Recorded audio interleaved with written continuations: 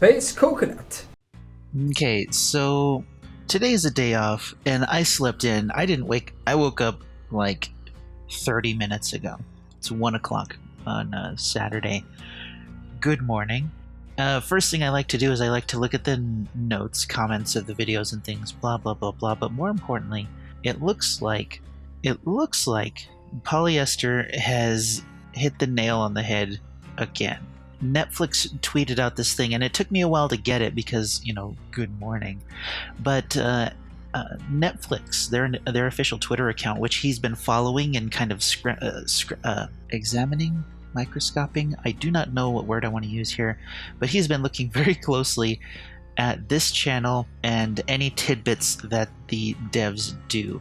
I've been watching his videos, and I'm not a huge fan of Stranger Things. I don't know anything about it. After this, I'll probably watch it, kind of like what I did with the other releases and stuff. But today they tweeted something that kind of confirms the theory. Now, while it's not officially confirmed, why would you have this tweet here that, it has a dude saying, okay, I'm going to say a dude because I don't know the characters, right? So they have a guy saying, if this is a prank, you're dead, which, I think most of our community would feel.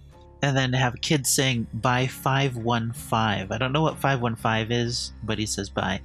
And then if the other one, an older guy, you don't put that thing away, I'm going to blow some daylight.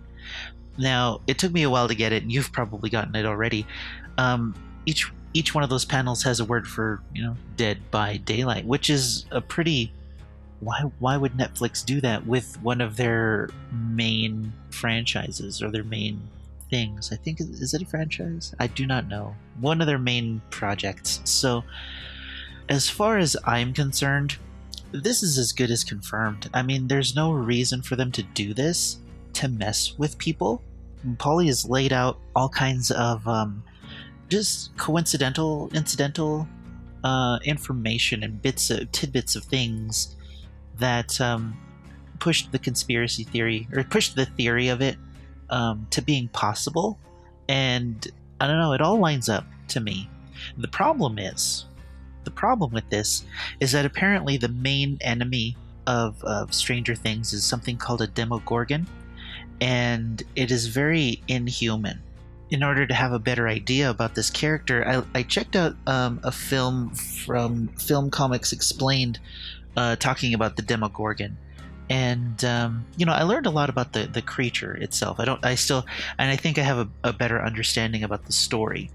So I think game design wise, right, the hardest part about this thing might be dealing with the legs. It has reverse joints on the knees, or double joints, I think. So it's possible that in order to do this, they may have created a new skeleton to put this over, and if that's the case, then they're going to have that availability for future inhuman skeletons in the future.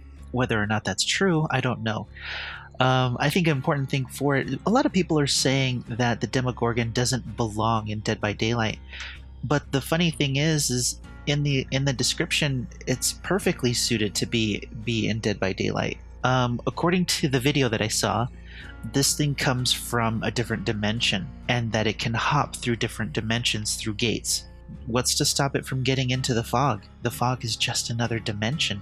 It's the same thing that happened with all of the survivors. More particularly, Jeff Johansson. I think in his story, he wandered up to the cabin to find his dad, and then just vanished. Right? He could have gone through some kind of portal. He could have, the same way Benedict went the first time when he went. He found himself traveling through the forest, and then all of a sudden, he couldn't leave the forest. He didn't know. He entered a different dimension, and that's exactly what the Demogorgon does. Now, obviously, this thing is going to have claws for hands, but we already have that with the hag, so that's going to be easy to see. But what about its power? We'll start with the less interesting one, is that it's very agile. It looks like it runs pretty quickly. It looks like in a few scenes it lunged at its enemies. So Maybe it can perform a short lunge over objects, over walls. That would be kind of cool. The hatchets have issues going over things, but I don't know, that might be a lot. As far as I can tell, I don't think it can climb, so climbing over walls isn't going to be a thing. It doesn't have any power in particular, except opening gates. So it's possible.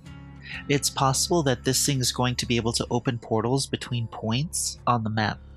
Maybe it exists in one dimension, much like Freddy Krueger does. He exists in the dream world, and then it can travel around the thing and it can hear or sense blood. Well, maybe that's it. I mean, after they have to be injured, and then it can sense them much clearer. Maybe their aura is revealed, something like that. That would be broken, actually.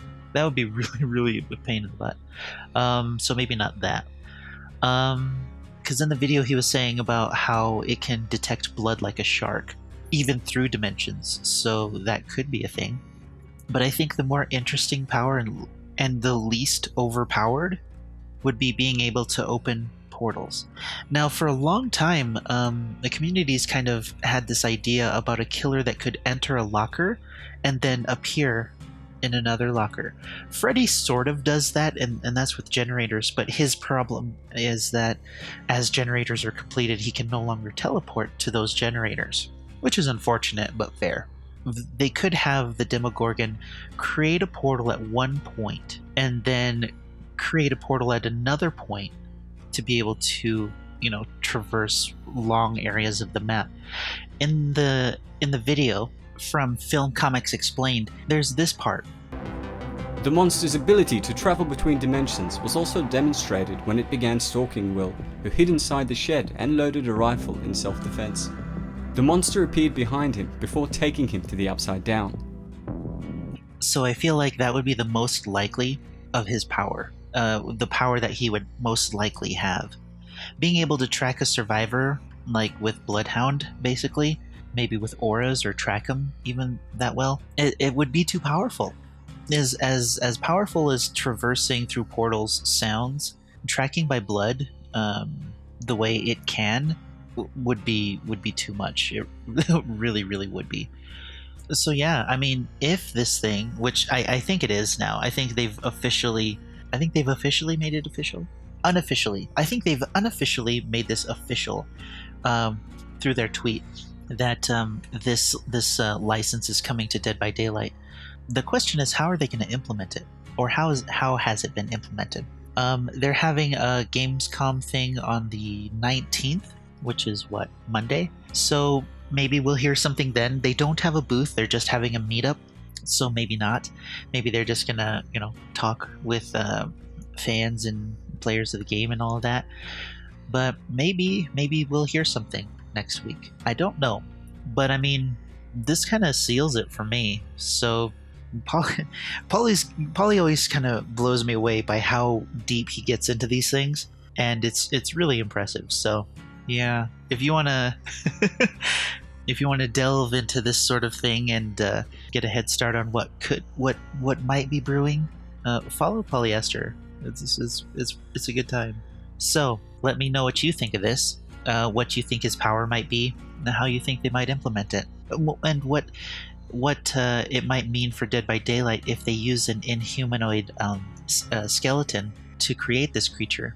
Because in my opinion, if they do that, it opens up all kinds of inhuman creatures to be in the fog. So I would actually kind of like that. I think I would like to see some of those things. So that kind of took the discussion today. So I guess that's definitely a surprise for all of us. In yesterday's video, I forgot to post the little link for the new status effects, but you can they're actually in the game yourself. If you go into the help and tutorials section and then look at the status effects for the gameplay, you'll see that the two status effects are right there: Undetectable and Oblivious. Undetectable says the killer enters a stealth-like mode which suppresses their red stain and terror radius, and blocks all survivor aura reading, which this is finally a great solution to the problem that Ghostface has with being invisible through Object of Obsession. So that's going to be good. The way this is worded, it sounds like it's a status effect that goes onto the killer, so it's not going to warn survivors that that the killer they're against has gone undetectable. So that's good. But the one less obvious one is oblivious. The survivor is oblivious to the imminent danger of a nearby killer. They do not hear the killer's terror radius, and they are not considered as being within the terror radius for power or perk effects. So, I mean, like Insidious would go into undetectable, but the question is, does that mean that the survivor would become oblivious? Would it warn them that the killer is undetectable, and thereby not being oblivious? I think this is going to be a really big problem if this particular status effect is applied to survivors, to tell them that they're oblivious and that the killer is nearby and that it can't be detected. There are only a few killers who do this, and anyone who uses Insidious, but why? Hopefully it doesn't, and I'm going to overreact, but I mean, knowing the devs, please. Either way, we'll find out. We'll see what happens. And this is what I forgot to mention last time. So, check it out. Let me know what you think. Let me know what you think about the Stranger Things stuff going on. Let me know if I should watch it. It kind of seems interesting. And yeah, we'll see what happens next week. Until then, I'll see you in the fog.